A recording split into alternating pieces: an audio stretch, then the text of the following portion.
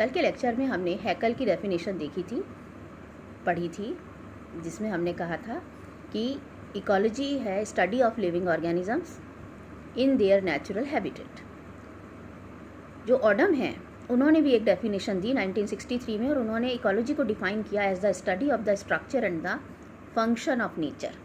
तो ऑडम की परिभाषा कहती है कि इकोलॉजी या पारिस्थितिकी वो विज्ञान है जिसके अंतर्गत हम प्रकृति की संरचना और उसके कार्यों का अध्ययन करते हैं। आर मिश्रा, जो कि इंडियन इकोलॉजिस्ट हैं, father of Indian ecology, R Mishra, 1967 में इन्होंने डिफाइन किया इकोलॉजी को as interactions of form, functions and factors. These three interacting aspects integrate together to form the triangle of nature according to him. Mishra के according ये एक प्रकार का त्रिकोण है जिसमें फॉर्म, फंक्शन और फैक्टर्स हैं। किस फॉर्म में है, किस रूप में है, क्या उसका कार्य है और कौन से घटक हैं। ये थ्री जो फैक्टर्स हैं, ये तीनों जब घटक इंटरैक्ट करते हैं आपस में, तब इकोलॉजी का निर्माण होता है। तो आर मिश्रा की डेफिनेशन के अकॉर्डिंग ये तीनों फैक्टर्स की स्टडी हमें करनी होती है इकोलॉजी के अंतर्गत, form, functions and factors. Smith जो थे उन्होंने 1972 में फिर से इसको डिफाइन किया और उन्होंने कहा कि इकोलॉजी एक मल्टी डिसिप्लिनरी साइंस है which deals with organisms and their environment both biotic and abiotic. Smith ने इसको डिफाइन करते हुए कहा कि ये एक प्रकार का भाषाई या आप कह लीजिए बहुआयामी एक विज्ञान है इस प्रकार का, जिसमें कि आप ऑर्गेनिज्म और उसके एनवायरनमेंट में आपस में उनके डील करते हैं या उनके साथ संबंध पढ़ते हैं, बोथ एबायोटिक एंड बायोटिक। सो इन सभी डेफिनेशंस को अगर हम देखें तो उनका एग्रीगेट क्या निकल के सामने आता है। So the aggregate of all things that physical, chemical and biological and the influences which affect the life and development of organisms is called environment. अभी तक हमने जो एनवायरनमेंट शब्द कहा, अगर हम इसको बड़े रूप में देखें तो हमारे चारों ओर जो सराउंडिंग है उसे हम कहते हैं एनवायरनमेंट। देखिए बच्चों, दो शब्द हैं, एक है एटमॉस्फेयर, एक है एनवायरनमेंट। आपका सिलेबस स्टार्ट होता है एटमॉस्फेयर से, वायुमंडल से, जबकि ये शब्द एनवायरनमेंट जो वातावरण है, इस वातावरण के दो घटक हैं, बायोटिक और एबायोटिक। तो आपको इसे समझना बहुत ज़्यादा ज़रूरी है कि एनवायरनमेंट में लाइफ भी है और जो निर्जीव चीज़ें हैं वो भी उसमें मौजूद हैं। तो ये डेफिनेशन इसकी कहती है। एनवायरनमेंट क्या है? ये एनवायरनमेंट एक प्रकार की ऐसी सेटिंग है जिसमें कि फिजिकल, केमिकल और बायोलॉजिकल फोर्सेस मौजूद हैं और वो सभी एक दूसरे को किस प्रकार से अफेक्ट करते हैं लाइफ को, और उनका ऑर्गेनिजम्स का डेवलपमेंट कैसा होता है, उस एक सेट ऑफ कंडीशंस को हम एनवायरनमेंट के नाम से जानते हैं। जो पुराने लोग थे, early people consider science of nature as natural philosophy. ये मॉडर्न साइंस ही नहीं है, पहले भी जो लोग हुआ, एंशिएंट पीपल जो थे, वो किस प्रकार से इसको डिफाइन करते थे, वो इकोलॉजी ना कह करके इसे कहते थे नेचुरल फिलॉसफी, अर्थात प्राकृतिक दर्शन।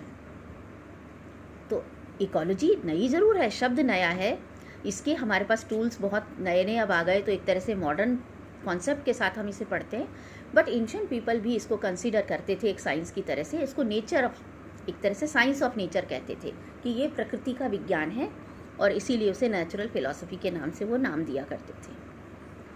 अब इकोलॉजी जो है, ये हमारा पेपर जो इकोलॉजी से संबंधित है, कितनी प्रकार की इकोलॉजी, ब्रॉड अगर उसमें देखें हम तो दो प्रकार की इकोलॉजी हमें देखने को मिलती है, एक प्लांट इकोलॉजी और दूसरी एनिमल इकोलॉजी। जो प्लांट इकोलॉजी है उसमें हम पौधों से संबंधित, उसके वातावरण के साथ पौधों के क्या संबंध है उन्हें हम पढ़ते हैं, जबकि एनिमल में आप एनिमल्स को, क्योंकि हम बॉटनिस्ट हैं, हम बॉटनी पढ़ रहे हैं, तो हम सिर्फ प्लांट इकोलॉजी की बात करेंगे। तो क्या डेफिनेशन होगी प्लांट इकोलॉजी की? Plant ecology deals with the relationship between plant and their environment. सबसे सीधी जो डेफिनेशन है, सबसे सरल जो एक परिभाषा है, वो है कि पौधों का उनके वातावरण के साथ जो संबंध है उसे हम प्लांट इकोलॉजी कहते हैं। अब आगे के और इसमें स्तर हम देखें तो इकोलॉजी किस किस स्तर पर पढ़ी जा सकती है। सपोज हम प्लांट इकोलॉजी पढ़ रहे हैं तो इसमें कितने स्तर हम उसके देख सकते हैं। तो बेसिक हम देखें तो ऑट इकोलॉजी और सिन इकोलॉजी, इन दो भागों में इसे विभाजित किया गया है।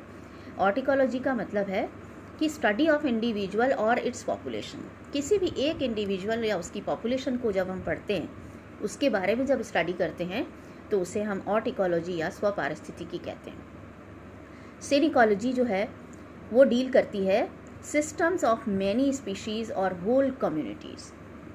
पूरी कम्युनिटी जो है, सभी समुदायों के जो सभी जातियां हैं, प्रजातियां हैं, उनकी जब हम स्टडी करते हैं तो उसे हम सिन इकोलॉजी के नाम से जानते हैं।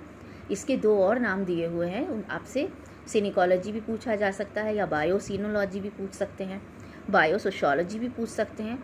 ये जो आज आपको हमने इतनी डेफिनेशंस दी हैं, ये सभी आपसे ऑब्जेक्टिव में भी पूछी जा सकती हैं और सब्जेक्टिव में भी 1 या 2 नंबर का प्रश्न आपसे पूछा जा सकता है डेफिनेशन के तौर पर।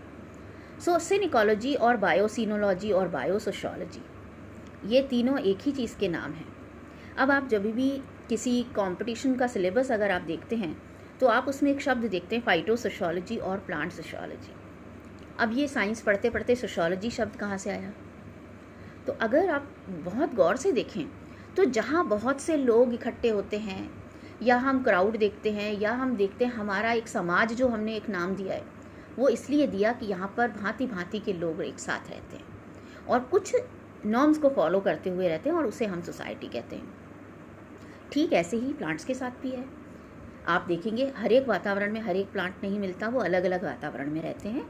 तो पौधों का जो एक समाज विज्ञान है, उसको हम फाइटोसोशियोलॉजी के नाम से जानते हैं। The study of plant community structure is called phytosociology और प्लांट सोशियोलॉजी। तो अब आप समझे प्लांट सोशियोलॉजी का मतलब क्या हुआ? पादप सामाजिकी का मतलब हुआ कि प्लांट कम्युनिटी के स्ट्रक्चर को पढ़ना, पौधों के समुदायों की संरचना को पढ़ना ही प्लांट सोशियोलॉजी है। देन प्लांट इकोलॉजी जो है वो प्लांट ज्योग्राफी के साथ भी मर्ज हो रही है। कई जगह आप पढ़ेंगे phytogeography, which deals with the distribution of plants on the planet. तो फाइटोज्योग्राफी की डेफिनेशन आप क्या दे सकते हैं? फाइटोज्योग्राफी क्या है? ये इकोलॉजी का ही एक पार्ट है, जिसके अंतर्गत हम हमारे ग्रह पर या इस प्लैनेट पर, इस ग्लोब में आप पौधों के वितरण को पढ़ते हैं, उसको हम कहते हैं फाइटोज्योग्राफी। सो टुडे आज के लिए इतना ही, आगे हम फिर नेक्स्ट लेक्चर में पढ़ेंगे।